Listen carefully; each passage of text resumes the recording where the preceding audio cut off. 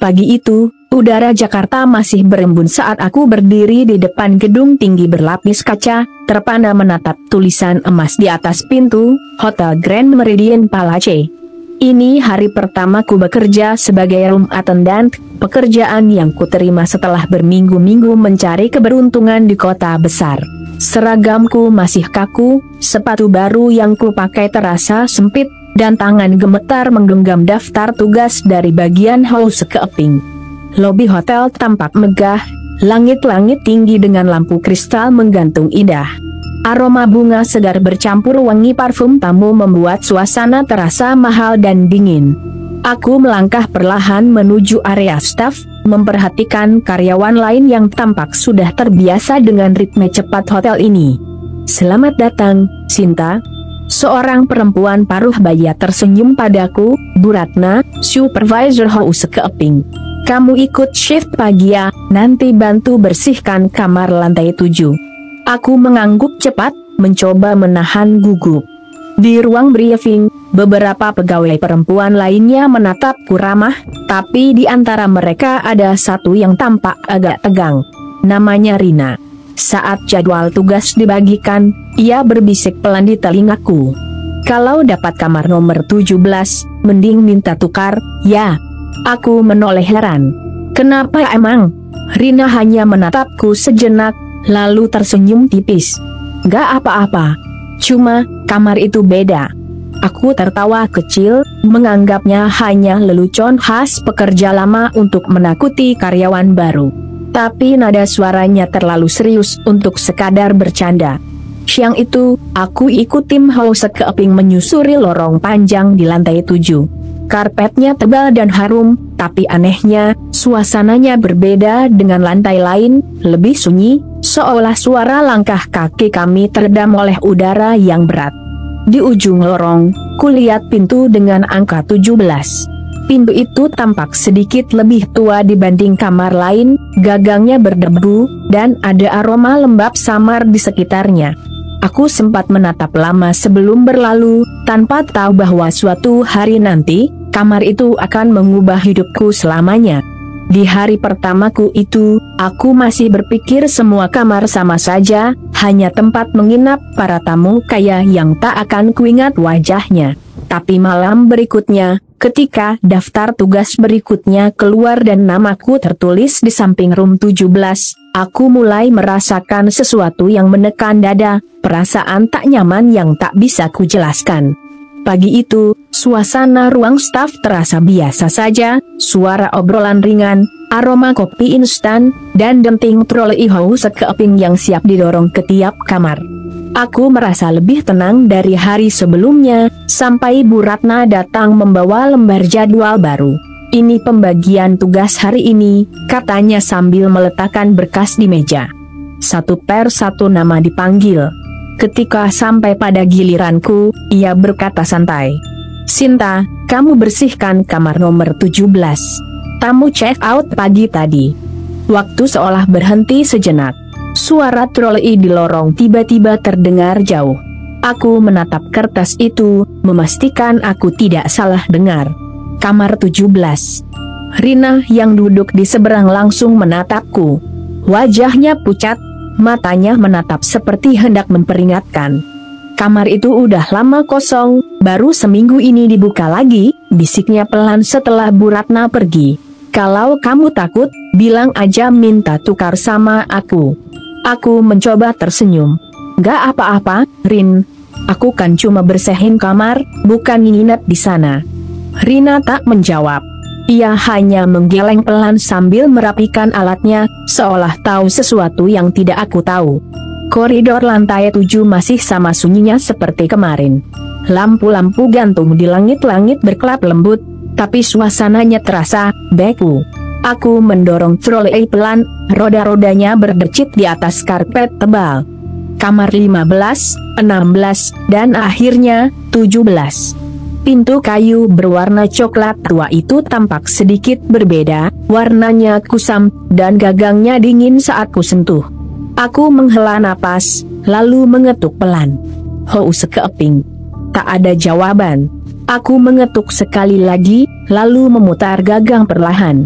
Pintu terbuka dengan bunyi derit halus.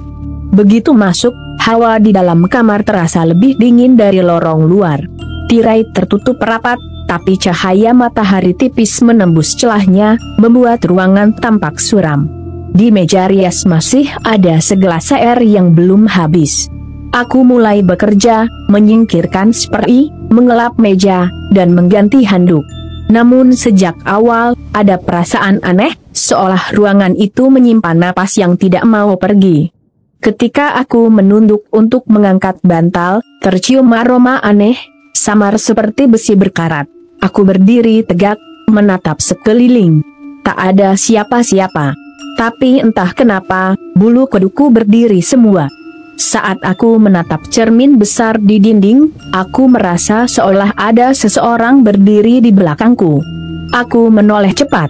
Kosong. Tapi dari arah ranjang, terdengar bisikan lembut. Jangan ubah posisi bantal itu. Suara itu terdengar tepat di telingaku. Aku terpaku beberapa detik setelah mendengar bisikan itu. Suaranya halus, nyaris seperti hembusan napas yang menempel di daun telingaku. Ruangan terasa semakin dingin.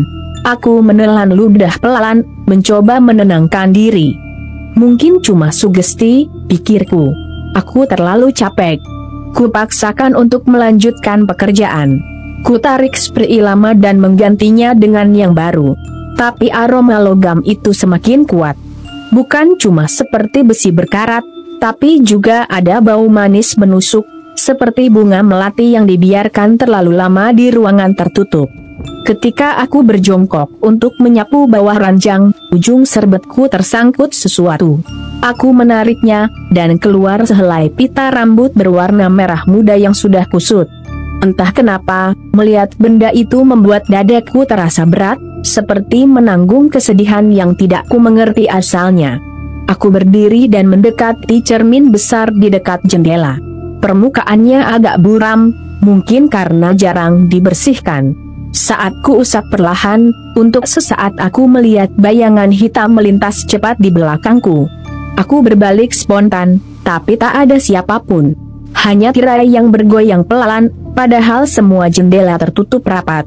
Ya Tuhan, bisikku pelan. Tiba-tiba dari arah kamar mandi terdengar bunyi ceklek, seperti pintu yang dibuka dari dalam. Aku memberanikan diri mendekat. Halo, ada orang? Sunyi. Hanya suara air tetesan keran yang belum tertutup sempurna. Ketika aku melangkah masuk, kaca cermin kamar mandi tiba-tiba berkabut, padahal air belum panas. Di permukaannya, perlahan muncul tulisan samar dari embun. Jangan bersihkan darahku. Aku terlonjak mundur, menabrak dinding. Napasku memburu, tangan gemetar. Ku tinggalkan trolei dan semua alat bersih-bersih, lalu berlari keluar kamar secepat yang ku bisa. Begitu sampai di koridor, aku menatap ke arah pintu kamar 17. Pintu itu kini tertutup rapat, padahal aku yakin tidak sempat menutupnya tadi. Aku berdiri lama, berusaha menenangkan diri, tapi dalam hati aku tahu, ada sesuatu yang salah dengan kamar itu. Sesuatu yang hidup, atau mungkin tidak lagi hidup, tapi masih bertahan di sana. Dan untuk pertama kalinya, aku mulai percaya bahwa yang dikatakan Rina bukan sekadar lelucon. Aku duduk di ruang staf dengan wajah masih pucat, seragamku sedikit kusut karena terburu-buru kabur dari kamar tadi. Tangan masih gemetar ketika memegang gelas air. Beberapa rekan melirik heran, tapi aku tak sanggup menjelaskan apapun. Tak lama, Rina datang menghampiri. Ia menatapku lama, lalu duduk di sebelahku tanpa banyak bicara. Setelah memastikan tak ada orang lain yang mendengar, ia berbisik pelan. "Kamu masuk ke kamar 17, ya?" Aku hanya mengangguk. Rina menarik napas panjang. "Aku udah bilang, kamar itu beda, Sin. Seharusnya kamu nggak usah sendirian di sana." Aku menatapnya, menelan ludah. "Rin, apa yang sebenarnya terjadi di kamar itu?" Ia diam cukup lama sebelum menjawab. Tatapannya kosong, seperti mengingat sesuatu yang tak ingin diingat. "Setahun lalu, ada tamu perempuan namanya Clara Wijaya. Wanita muda, cantik, Kelihatannya orang kaya. Datang sendirian, check-in sore dan malamnya. Rina berhenti sejenak, menunduk. Ditemukan tewas gantung diri di dekat jendela kamar 17. Polisi bilang bunuh diri, tapi semua orang di sini tahu ada yang aneh. Aku menatapnya tak percaya. Aneh gimana? Gak ada surat perpisahan, gak ada tanda-tanda depresi. Tapi yang paling gak masuk akal, di atas bantalnya ada bunga melati segar. Padahal gak ada yang pernah kasih. Rina menggigit bibir, suaranya semakin pelan. Setelah kejadian itu, kamar 17 dikunci berbulan-bulan. Tapi sejak dibuka lagi, banyak staf dengar hal-hal aneh. Ada yang dengar suara tangisan, ada juga yang lihat bayangan di cermin. Beberapa kali pintunya kebuka sendiri waktu tengah malam. Aku merinding. Bayangan di cermin, aroma melati, bisikan di telinga, semua yang kualami barusan seperti potongan dari cerita itu. Kenapa hotel nggak laporin atau tutup aja kamarnya, tanyaku. Rina mengangkat bahu. Reputasi, Sin. Hotel ini nggak mau kehilangan tamu. Jadi mereka tutupin semua. Yang penting tetap laku. Aku terdiam lama. Di luar, angin sore berhembus melewati jendela kecil ruang staf, membawa aroma pembersih dan entah kenapa, melati samar yang tiba-tiba terasa begitu nyata. Di dada, ada rasa sesak yang aneh, antara takut dan iba. Kalau arwah Clary belum tenang, gumamku lirih, apa dia cuma mau seseorang tahu kebenarannya? Rina menatapku, wajahnya serius. Kalau iya, hari sudah gelap ketika aku mendapat pesan singkat dari Bu Ratna. Sinta, malam ini bantu shift malam ya. Staf malam 1 orang izin mendadak. Aku menatap layar ponsel cukup lama. Jantungku berdetak lebih cepat. Shift malam berarti patroli dan membersihkan area publik, termasuk lorong lantai 7. Namun, aku tak berani menolak. Aku masih karyawan baru, takut dicap tidak profesional. Menjelang pukul 11 malam, aku naik lift sendirian sambil mendorong trolei kecil berisi alat kebersihan. Suara ding lembut terdengar saat pintu lift terbuka di lantai 7. Lorong itu sunyi seperti kuburan. Lampu-lampu gantung berkelap samar, beberapa meredup seperti hampir padam. Udara terasa lembab dan dingin. Hanya suara roda trolei yang menimbulkan gemepelan di sepanjang karpet merah marun. Aku mulai membersihkan gagang pintu kamar 1 per 1, hingga tiba di pintu nomor 17. Aku berhenti. Tanganku menggantung di udara. Di bawah pintu itu, tampak ada cahaya redup yang memancar keluar, seperti lampu di dalam kamar menyala. Padahal kamar itu seharusnya kosong. Aku menelan ludah, lalu menunduk mengintip lewat lubang kunci. Di balik sana, aku melihat bayangan seseorang duduk di tepi ranjang. Rambutnya panjang, terurai menutupi wajah. Ia mengenakan gaun putih panjang, tangannya terkulai di sisi ranjang. Ruangan seolah berkabut tipis, dan entah kenapa, aku bisa mencium aroma melati kuat yang keluar dari celah pintu. Aku mundur spontan, menabrak trolei hingga botol pembersih jatuh berdering. Dalam kepanikan, aku menatap lagi ke arah pintu itu, tapi kini lampunya padam. Gelap total. Sinta, suaranya terdengar pelan, seperti berbisik di balik kayu pintu. Kamu lihat aku, kan? Aku menahan napas, punggungku dingin, jari-jariku gemetar hebat. Dalam refleksi kecil di gagang pintu logam, aku melihat sesuatu berdiri di belakangku, sosok perempuan dengan wajah pucat dan mata hitam kosong. Aku menjerit, mendorong trolei sembarangan, lalu berlari menuju lift secepat yang ku bisa. Tombol close ku tekan berkali-kali sambil menatap lorong panjang itu.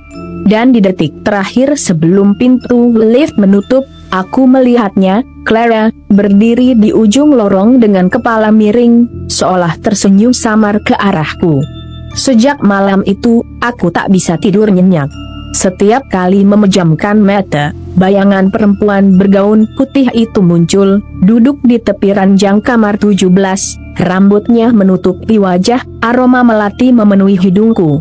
Kadang aku terbangun dengan tubuh basah oleh keringat dingin, dan samar-samar ku dengar suara perempuan berbisik di telinga. Aku tidak bunuh diri. Awalnya aku mencoba mengabaikannya. Aku berdoa lebih sering, menyalakan ayat suci di ponsel tiap malam. Tapi rasa penasaran itu malah makin tumbuh. Siapa sebenarnya Clara Wijaya? Kenapa dia muncul padaku? Sore itu, saat jam kerjaku agak longgar, aku memberanikan diri ke ruang arsip hotel, tempat menyimpan data tamu dan laporan kejadian. Ruangan itu sepi, berdebu, dan jarang dimasuki staf biasa.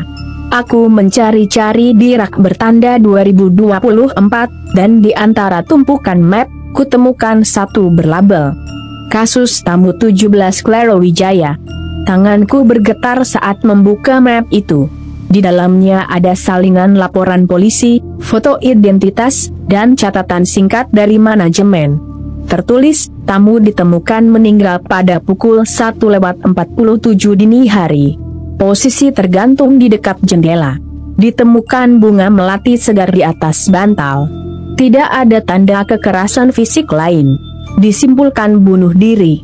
Namun di bagian bawah, ada catatan tulisan tangan yang tidak resmi, dengan tinta hampir pudar. Ada luka memar di pergelangan tangan. Jangan sebut di laporan. Dadaku serasa diremas. Aku menutup map itu, tapi entah kenapa, udara di sekitar terasa lebih berat. Dari sudut ruangan, seperti ada bayangan bergerak. Dan samar, aroma melati itu muncul lagi. Aku buru-buru keluar dari ruang arsip, membawa rasa takut bercampur kasihan. Malamnya, aku bermimpi. Dalam mimpi itu, aku berdiri di kamar 17. Di depan cermin besar, Clara muncul. Wajahnya pucat, matanya sebab, suaranya lirih seperti angin. Aku tidak bunuh diri, dia yang membunuhku, tolong aku. Ketika aku hendak mendekat, tiba-tiba darah menetes dari langit-langit kamar dan menodai spray putih. Aku terbangun dengan teriakan tertahan, jantung berdegup kencang. Aku tahu, mulai saat itu, aku tak bisa lagi berpura-pura tidak peduli. Ada rahasia gelap di kamar 17, dan Clara ingin aku menemukannya. Hari itu aku datang lebih pagi dari biasanya. Rasanya seperti ada dorongan kuat yang menuntunku kembali ke lantai 7, ke kamar yang seharusnya ku hindari. Aku sendiri tidak tahu apa yang mendorongku, rasa takut masih ada, tapi lebih kuat dari itu adalah rasa ingin tahu yang menyesakkan dada. Aku berdiri di depan pintu kamar 17, menggenggam kunci yang kupinjam diam-diam dari ruang staf. Jantungku berdetak kencang. Sekali lagi aku mengetuk pelan. Hou sekeping. Tak ada jawaban. Tapi entah kenapa, aku tahu dia ada di dalam. Aku memutar gagang, dan pintu terbuka dengan bunyi derit yang kini terasa begitu akrab. Udara dingin langsung menyergap. Lampu kupasang, tapi bohlamnya berkedip-kedip seperti menolak terang. Di meja, gelas air itu masih ada, setengah penuh, seperti terakhir kali kulihat. Aku mulai berkeliling, memperhatikan setiap sudut. Di dinding dekat jendela kulihat bekas goresan kuku, seperti seseorang berusaha mencakar keluar. Aku mendekat, lututku bergetar. Di bawah ranjang, sesuatu berkilau kecil, sebuah bros dengan inisial CW. Clara Wijaya, bisiku pelan. Ketika aku berdiri, mataku tertuju ke arah cermin besar di dinding. Permukaannya berkabut, padahal ruangan tidak panas. Aku mendekat perlahan, menghapus embunnya dengan tangan. Dan saat itu, huruf-huruf mulai terbentuk dari dalam cermin, seperti ditulis oleh jari tak terlihat. Tolong aku. Aku mundur selangkah, tubuh gemetar hebat. Refleksiku di cermin tampak berbeda, wajahku pucat, mataku kosong. Tapi di belakang refleksi itu, muncul sosok lain, seorang perempuan dengan gaun putih, lehernya memar kebiruan, rambut panjang menutupi sebagian wajah. Aku berbalik cepat, kosong. Tapi dalam cermin, sosok itu masih ada. Ia menatapku lewat pantulan, lalu perlahan mengangkat tangannya dan menunjuk ke langit-langit kamar. Aku menatap ke atas. Di sana, samar kulihat bekas tali tambang yang menempel di pengait besi, tepat di atas ranjang. Dalam sekejap, udara di kamar berubah berat. Lampu padam, dan dari cermin, terdengar suara bergetar lirih. Dia yang gantung aku, bukan aku sendiri. Cermin bergetar keras hingga retak di bagian tengah. Aku berlari keluar kamar, hampir menangis, tapi dalam hati aku tahu, Claire baru saja menunjukkan kepadaku di mana dan bagaimana ia dibunuh. Dan itu berarti, ada seseorang hidup yang tahu kebenarannya, dan sengaja menyembunyikannya. Sejak kejadian di cermin itu, pikiranku tak pernah tenang. Setiap kali menutup mata, aku melihat wajah pucat Clara, matanya memohon, menunjuk ke langit-langit. Pesan dia yang gantung aku terus terngiang di kepala, menolak untuk hilang. Aku tahu aku harus mencari tahu siapa yang melakukannya. Tapi di mana aku harus mulai? Sore itu, aku memberanikan diri mendatangi Pak Damar, petugas keamanan paling senior di hotel. Ia sudah bekerja lebih dari 10 tahun, dan sering tahu hal-hal yang tidak tercatat di laporan resmi. Kami duduk di ruang pos satpam yang remang. Pak Damar menatapku lama sebelum akhirnya bicara pelan. "Kamu penasaran soal kamar 17, ya?" Aku hanya mengangguk. Ia menghela napas berat. "Waktu itu saya jaga malam. Saya orang pertama yang nemuin jenazah Clara. Tapi anehnya, waktu saya buka kamar, pintunya udah kebuka sedikit. Padahal kuncinya cuma dipegang staf house keeping dan supervisor malam itu." Aku menatapnya lekat-lekat. "Supervisor malam? Siapa?" Pak Damar ragu sejenak, lalu menjawab lirih. "Bu Ratna." Jantungku serasa berhenti berdetak. "Bu Ratna?" Ia mengangguk pelan. "Sebelum kejadian, saya sempat lihat dia keluar dari kamar itu. Katanya mau bantu tamu yang minta tambahan bantal. Tapi nggak lama, dia malah nelpon resepsionis, bilang ada mayat gantung diri. Sejak itu, semua ditutupin. Katanya demi nama baik hotel." Aku terdiam lama, darahku seperti berhenti mengalir. Semua potongan mulai masuk akal, bunga melati di bantal, luka di pergelangan tangan, dan cara Bu Ratna selalu menghindari pembicaraan tentang kamar 17. Pak Damar menatapku khawatir. "Sinta, kalau kamu sayang nyawamu, berhenti nyari tahu. Kadang arwah itu nggak cuma nyeret pelaku, tapi juga orang yang ikut campur." Tapi aku tahu sudah terlambat. Claire sudah memilihku, mungkin karena hanya aku yang mau mendengarnya. Malamnya, aku mendapat pesan dari Bu Ratna sendiri. "Sinta, besok pagi kamu bantu saya bersihkan kamar 17, ya? Jangan bilang siapa-siapa." Tanganku gemetar membaca pesan itu. Aku tahu, besok pagi akan jadi saat kebenaran terungkap. Atau mungkin saat aku sendiri tak bisa keluar dari kamar itu lagi. Pagi itu langit tampak kelabu, awan menggantung rendah seperti menekan atap hotel. Suasana di dalam terasa aneh, terlalu tenang. Seolah semua orang tahu sesuatu akan terjadi hari ini. Aku berdiri di depan kamar nomor 17, jantungku berdetak cepat. Di tanganku masih ada pesan singkat dari Bu Ratna malam tadi. "Datang sendiri. Jangan ajak siapa-siapa." Tanganku sedikit gemetar saat mengetuk. "Bu Ratna, ini saya, Sinta." Pintu terbuka pelan. Bu Ratna berdiri di sana, wajahnya tenang tapi matanya tajam. Ia mengenakan sarung tangan karat dan memegang ember kecil. "Masuk, Sin. Kita bersihin bareng. Sekalian belajar, ya." Aku melangkah masuk dengan langkah ragu. Udara kamar masih sama seperti dulu, dingin dan berat. Cermin retak di dinding sudah diganti dengan yang baru, tapi aku bisa merasakan Clara masih di sini. Kami mulai bekerja tanpa bicara. Aku mengganti spray, sementara Bu Ratna membersihkan meja rias. Tapi setiap gerakannya tampak gugup.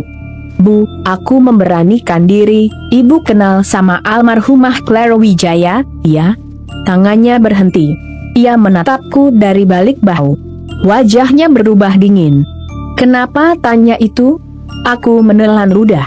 Saya tahu dia nggak bunuh diri, Bu. Suara tawa kecil keluar dari bibir Bu Ratna. Tapi tawanya terdengar getir, menakutkan. Kamu terlalu banyak tahu, Sinta. Dalam sekejap, suasana berubah. Lampu kamar berkelap-kelip, udara menjadi sangat dingin. Pintu kamar tertutup sendiri dengan suara keras. Aku mundur panik, tapi Bu Ratna berjalan mendekat perlahan dengan wajah gelap. Dia gadis bodoh. Ngancem mau laporin hubungan kami ke manajemen. Aku cuma mau menakut-nakuti, tapi dia melawan. Mataku membesar. Jadi, Ibu Yang. Dia jatuh sendiri, potongnya cepat, aku cuma bantu menyelesaikan. Tiba-tiba cermin baru di dinding bergetar hebat. Dari dalam pantulannya, muncul sosok Clara, wajahnya pucat, mata hitam pekat, lehernya masih terjerat tali. Kau, bohong, suara itu menggema di seluruh kamar. Bu Ratna menjerit histeris, mundur sambil menutupi wajahnya.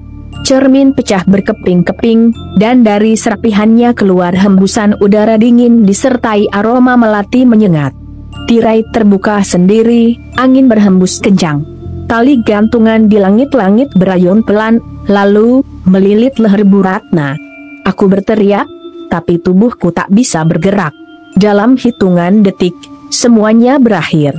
Keesokan paginya, kamar 17 ditemukan terkunci dari dalam. Bu Ratna tewas tergantung, posisinya sama persis seperti Claire setahun lalu. Tak ada tanda orang lain di tempat itu. Aku hanya menatap dari jauh, seragamku bergetar dihembus angin pagi. Dari jendela kamar, kulihat sekelebat bayangan putih tersenyum lembut ke arahku sebelum perlahan menghilang bersama aroma melati. Sekarang kau tenanglah, Clara, bisiku pelan. Dan sejak hari